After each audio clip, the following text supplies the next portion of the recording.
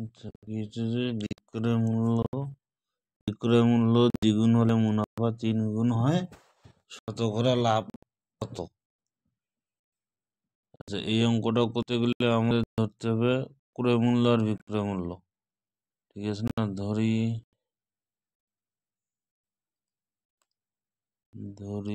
ক্রয়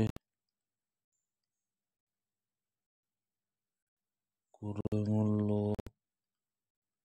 x টাকা,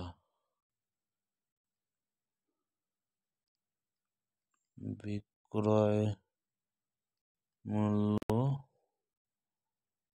y টাকা, তাহলে লাভ কত হবে?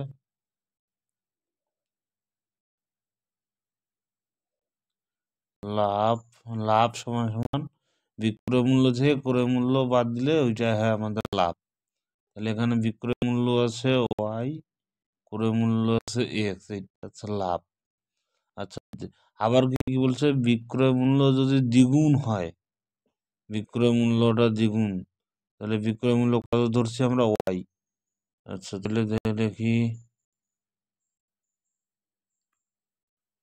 বিক্রয় মূল্য দ্বিগুণ হলে কত হবে? 2y। 2y হলে লাভ হবে 2y বিয়োগ x। আচ্ছা, এখন আমরা লিখি যে প্রশ্ন মতে দুইটার সঙ্গে লাভে লিখি আগে নাকি? প্রথমকার লাভ আছে y বিয়োগ x, পরের লাভ আছে 2y বিয়োগ x। দ্বিগুণ হয়ে লাভ 3 গুণ হয়, মানে এটা 3 গুণ হয়ে আসছে। এখন যদি আমরা সমান সমান করি, তাহলে হয় এইটাকে 3 দিয়ে ভাগ করতে হবে, নাহলে এটাকে 3 দিয়ে গুণ করতে হবে, তাহলে আমাদের সমান সমান হবে। আচ্ছা, 3 দিয়ে যদি গুণ করি তাহলে আমাদের হয়ে গেল, তাহলে আছে 3y বিয়োগ 3x, 2y বিয়োগ x।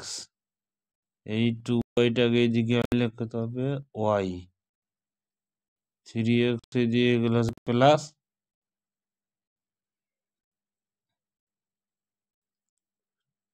টু এক্স, এইটা y সমান সমান 2x।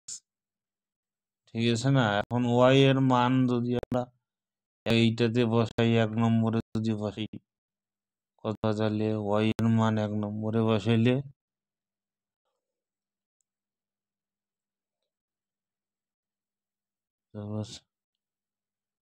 লাভ সমান y বিয়োগ x, y এর মানটা যদি বসাই 2x বিয়োগ x সমান সমান x।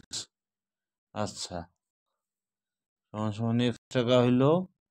তাহলে আমাদের হচ্ছে কি, ক্রয় মূল্য ছিল x টাকা, এইখানে আছে ক্রয় মূল্য x টাকা, লাভও হয়েছে x টাকা, তাহলে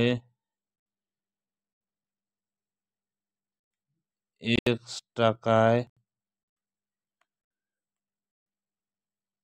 লাভ হয় x টাকা, তাহলে 1 টাকায় লাভ হয় x বাই x টাকা, শতকরা 100 টাকা লাভ হয়